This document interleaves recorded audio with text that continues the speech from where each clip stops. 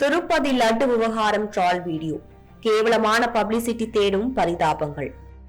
உலக புகழ்பெற்ற திருப்பதி பிரசாதமான லட்டு செய்வதற்கு முந்தைய ஜெகன்மோகன் ஆட்சியில் வாங்கப்பட்ட நெய்யில் மாமிச கொழுப்பு கலந்திருந்தது என்ற செய்தி நாடு முழுவதும் உள்ள பக்தர்கள் மனதில் வேதனையை ஏற்படுத்தியிருக்கிறது.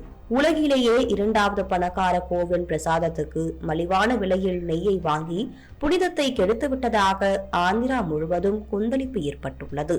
இந்த விவகாரம் வெளிச்சத்துக்கு வந்த நாள் முதல் YSR காங்கிரஸ் கட்சி நிர்வாகிகள் அச்சத்துடனேயே உள்ளனர். ஜெகன்மோகனின் அரசியல் எதிர்காலம் சூன்யமாகி விட்டதாக பேசப்படுகிறது.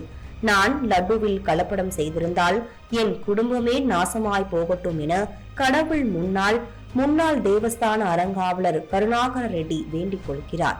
லட்டு விவகாரம் தொடர்பாக தான் தவறாக சொல்லிய கருத்தால் தனது மெய்யழகன் படம் திரையிடுவதற்கு தடை ஏற்படுமோ என்ற அச்சத்தில் நடிகர் கார்த்தியும் ஆந்திர துணை முதலமைச்சர் பவன் கல்யாணிடம் மன்னிப்பு கேட்டுள்ளார்.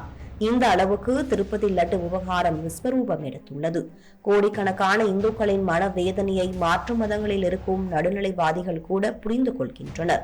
ஆனால் இதனை வியாபார வீடியோவாக்கி லட்டு பரிதாபங்கள் என்ற பெயரில் தங்களது யூடியூப் பக்கத்தில் OP சுதாகர் என்ற அரைவேக்காடுகள் பகிர்ந்துள்ளனர்.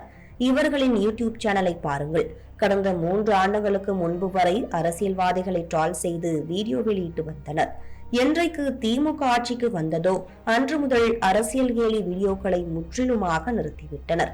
அம்மா பாவங்கள், அப்பா பாவங்கள், மாமியார் பாவங்கள், மாமனார் பாவங்கள் என அரைத்த மாவையே புதிதாக அரைத்து வருகின்றனர். முன்பெல்லாம் பரிதாபங்கள் யூடியூப் சேனலை பார்த்து சிரித்த நிலை மாறி எரிச்சலடையும் நிலை உருவாகியுள்ளது. மாற்று வருமானத்துக்காக அவர்கள் ஆரம்பித்த கொசு விளாக் சேனலும் போதிய வரவேற்பு இல்லாமல் மொக்கை வாங்கி வருகிறது.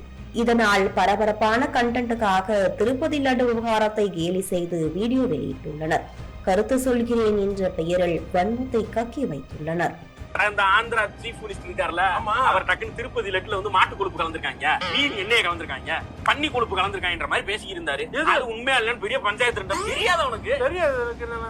4 வருஷமா இதைத்தான் சாப்பிட்டு இருக்காங்க. என்ன சொல்ற? ஆமா, அது வந்து அந்த டேஸ்டே வந்து சூப்பரா இருக்கும் அப்படின்றாரு. இதுபோன்று மற்ற மதங்களின் நம்பிக்கை சார்ந்த விஷயங்கள் அவமதிக்கப்பட்டால் அதனை இப்படி ட்ரால் செய்து வீடியோ வெளியிடும் தைரியம் பரிதாபங்கள் யூடியூப் சேனலுக்கு உள்ளதா? உங்களுடைய கெத்து போன சேனலின் விளம்பரத்துக்காக கோடிக்கணக்கான மக்களின் உணர்வுகளுடன் விளையாடுவீர்களா என்ற கேள்வியும் எழுகிறது. இந்த வீடியோவுக்கு தொடர்ச்சியாக கண்டனங்கள் எழுந்த நிலையில் அதனை தனது யூடியூப் சேனலில் இருந்து நீக்கியுள்ளனர்.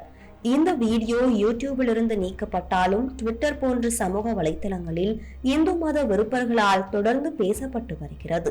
மற்றொரு தரப்பினர் இருவரின் மீது நடவடிக்கை எடுக்க கோரி ஆந்திர மாநில காவல்துறையினரை டாக் செய்து பதிவிட்டு வருகின்றனர். இதனால் வரும் நாட்களில் அவர்கள் மீது வழக்கு பதிவு செய்யப்பட்டாலும் ஆச்சரியப்படுவதற்கில்லை.